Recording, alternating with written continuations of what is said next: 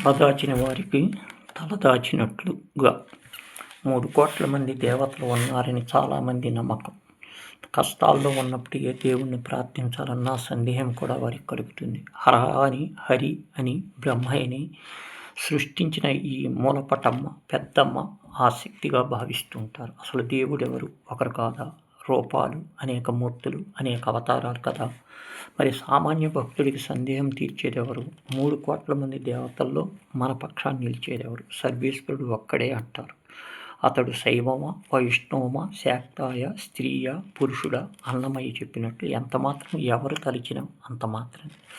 పోతన భాగవతంలో గజేంద్ర మోక్ష ఘట్టం ఈ ప్రశ్నలకు సరైన సమాధానం చెప్తుంది. సంపూర్ణ శరణాగతి పరమావధి అంటుంది.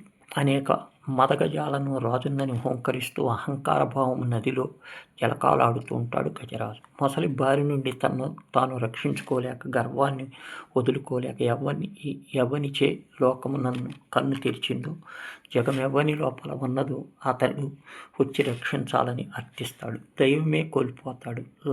లావెక్కెంత లేదు, ధైర్యం పోయింది కావున వరద అంటాడు.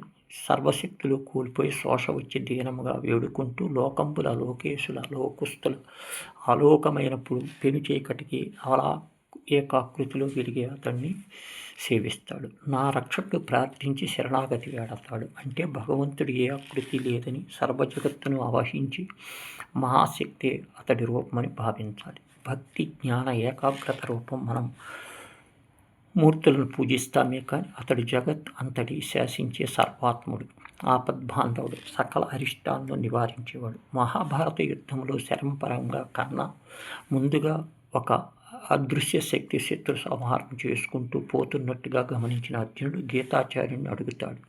ఆ శక్తి లయకారుడని చెబుతాడు.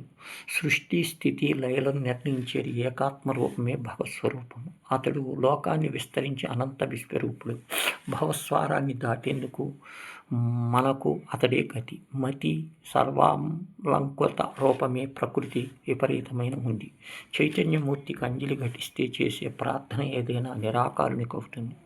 సమస్త విశ్వాసాన్ని నడిపిస్తున్న శక్తి ఏది ఉందో తలిచేవారు ఏ రూపంలో కొలిస్తే ఆ రూపంలో వెళ్ళే సర్వేశ్వరుడు కనిపిస్తాడు. సడలని భక్తితో తనను పూజించి ఎప్పటి తనలో ఉంటారని, తాను వారిలో ఉంటానని గీత స్వయంగా చెప్పాడు.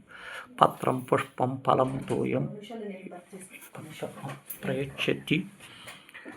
అవ్యక్త మూర్తిగా జగత్తు మొత్తము వ్యాపించి ఉండేవాడు ఆ పరమాత్ముడు. భక్తుడు మనస్ఫూర్తిగా దేన్ని సమర్పించాలి సేకరించి అనుగ్రహిస్తాడు.